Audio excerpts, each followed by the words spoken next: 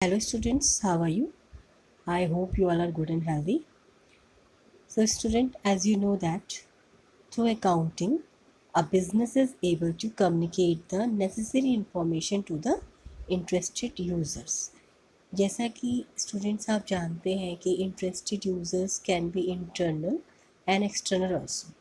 So student, if you want to communicate with somebody, मतलब हमें जब किसी से बात करनी होती है, so we need words, means हमारे पास वोकेबलरी में इतने वर्ड्स होने चाहिए कि हम किसी से बात कर सकें।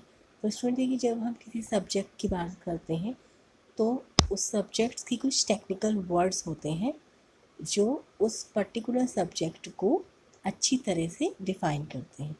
तो student, today we are going to study the basic terms in accounting. तो student, the first term which we are going to start is entity. Entity means a reality that has a separate, definite individual existence. Means entity कौन कहलाएगा? जिसकी एक separate individual existence होगी. Means वो अपने खुद के नाम से पहचाना जाएगा. Like student, if we talk about a owner of a business, then owner की अपनी एक अलग पहचान होती है और उसके बिजनेस की अपनी अलग पहचान होती है, because both are known by its own name. You all who are listening to it are an entity, because आप सभी की एक अलग पहचान है. और स्टूडेंट, अगर हम बात करें बिजनेस एंटिटी की, तो business entity are form by one or more person. अगर स्टूडेंट किसी बिजनेस का सिर्फ एक ओनर होता है तो हम उसे सोल प्रोप्राइटर कहते हैं, और अगर दो या दो से ज़्यादा होता है तो हम उसको पार्टनरशिप का बिजनेस कहते हैं. Means that are the examples of any business entity. So now student, ये जो बिजनेस एंटिटीज़ होती हैं ये सब अकाउंटिंग करती हैं, means recording of financial transactions करती हैं. So we have to make clear the meaning of transaction also. Transaction means लेन देन. अगर हम टेक्निकली देखें इसको, a business transaction is an economic activity of the business that changes its financial position. Means business transaction जो होती है वो ओनर की फाइनेंशियल पोजीशन में बदलाव करते हैं.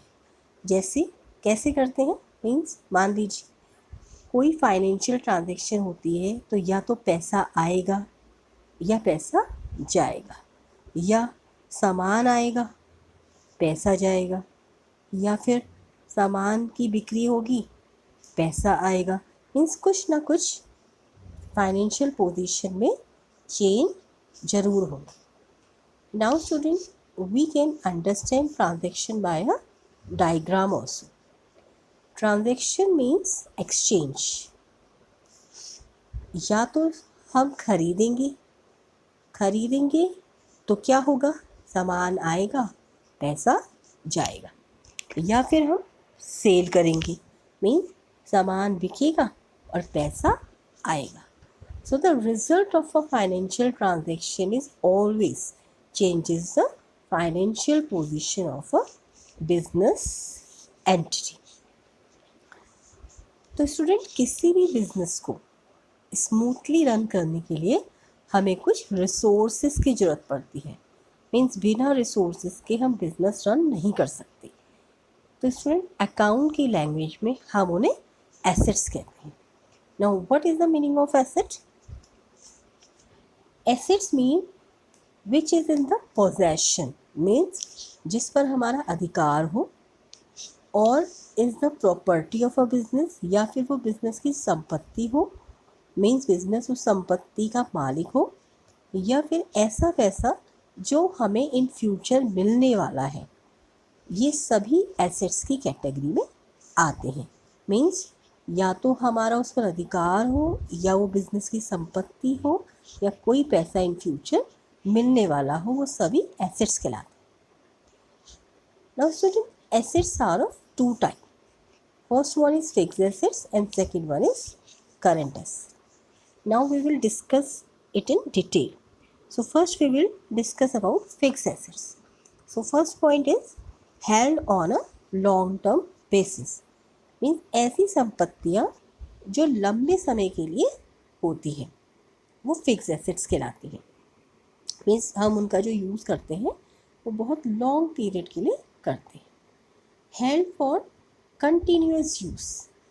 मीन्स फिक्स एसेट्स बिजनेस इसलिए खरीदता है जिससे उसका कंटिन्यूस यूज़ किया जाए और अपनी प्रॉफिट अर्निंग कैपेसिटी को बढ़ाया जाए. लाइक अगर हम कोई बिजनेस हाउस मशीन खरीदता है जो 1 मिनट में 10,000 यूनिट बनाती है, तो उससे क्या होगा? उससे होगा ये कि कंपनी कम लागत में ज़्यादा प्रोडक्ट बना सकेगी और अपनी प्रॉफिट अर्निंग कैपेसिटी को बढ़ा सकेगी. तो this is the example of fix asset. Means उसने फिक्स एसेट खरीदा, उसका कंटिन्यूस यूज़ किया और अपनी प्रॉफिट अर्निंग कैपेसिटी को बढ़ाया.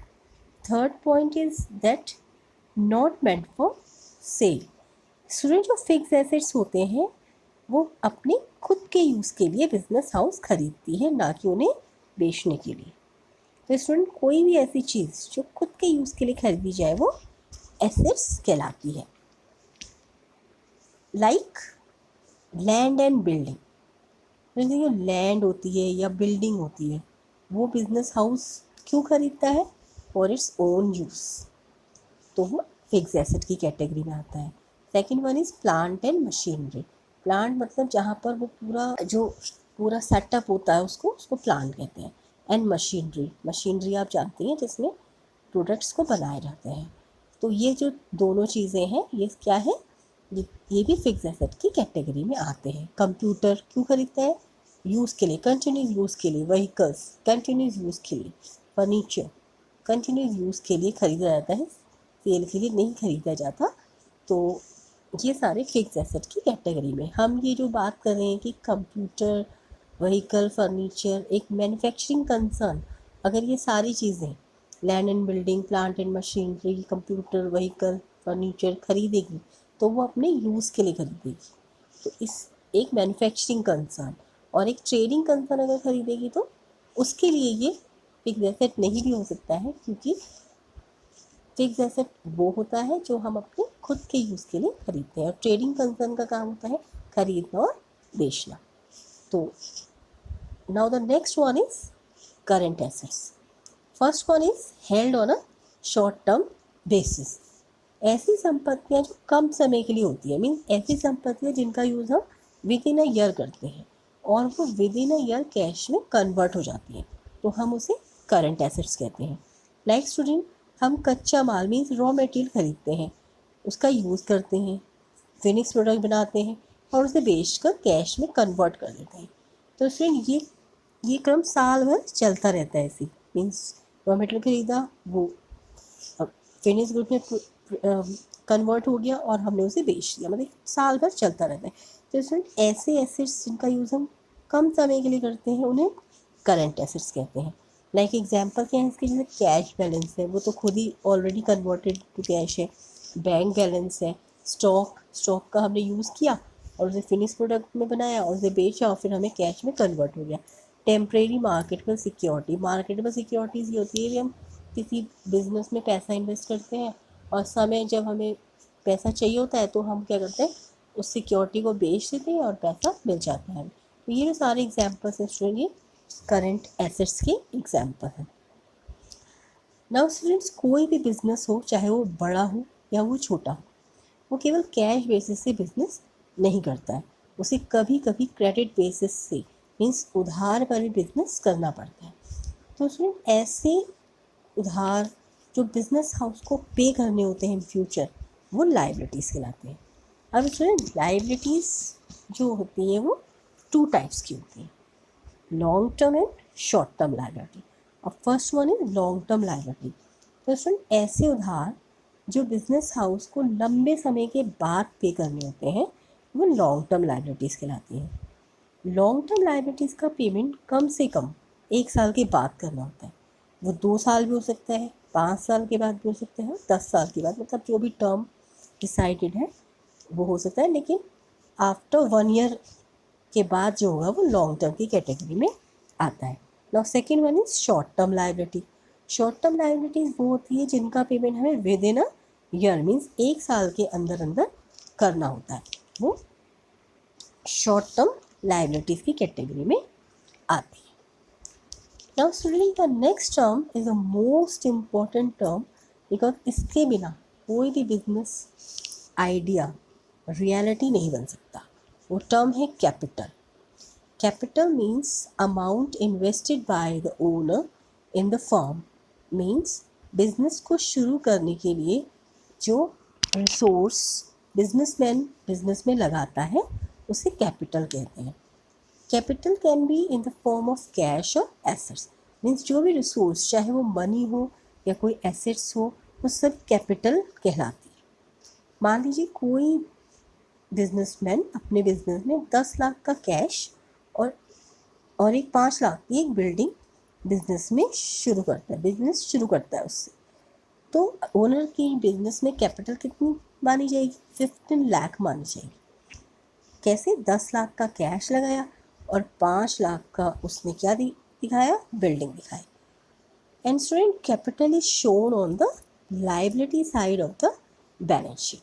स्टूडेंट, ऐसा इसलिए है क्योंकि business and businessman are two distinct entity, means उनकी अलग अलग पहचान होती है। एक तो ये बात है, और second thing is that it is an internal liability also, because जिस दिन बिजनेस ख़त्म हो जाएगा उस दिन बिजनेस को वो पैसा बिजनेसमैन को लौटाना पड़ेगा। तो इसीलिए हम जो कैपिटल है उसे कहाँ शो करते हैं?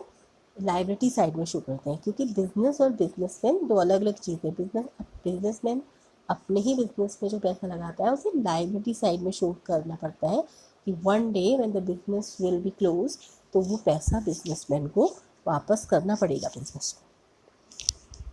नाउ स्टूडेंट्स, इतनी मेहनत और इन्वेस्टमेंट एक ओनर क्यों करता है? इनकम कमाने के लिए करता है। और इनकम कैसे कमाई जाती है? सेल्स करके कमाई जाती है। मीन्स जिस भी गुड्स या सर्विस में बिजनेसमैन डील करता है उस गुड्स को बेचकर या सर्विस प्रोवाइड करता है, उसे वो सेल कहलाती है।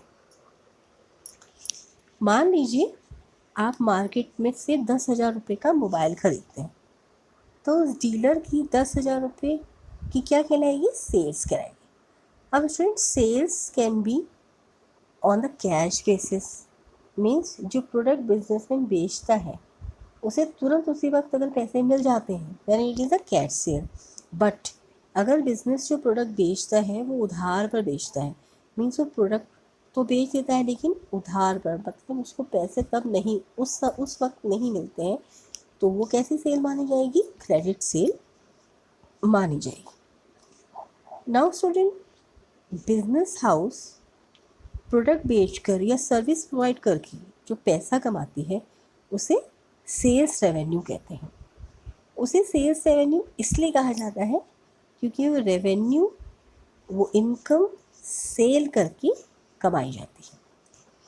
सेल्स रेवेन्यू के अलावा कुछ और भी सोर्सेस से business revenue means income earn कर सकती है, लाइक कमीशन, इंटरेस्ट मीन्स ब्याज, डिविडेंड मीन्स लाभांश, मीन्स लाभ का अंश, मीन्स प्रॉफिट का शेयर कमा के भी बिजनेस जो है वो सेल्स रेवेन्यू के अलावा अदर इनकम भी कमा सकती है।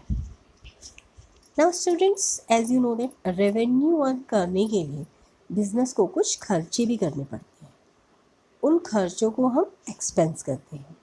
फॉर एग्जांपल, रेवेन्यू अर्न करने के लिए अगर बिजनेस बिल्डिंग में किया जा रहा है तो जो रेंट पे करना पड़ेगा that will be a expense for the business.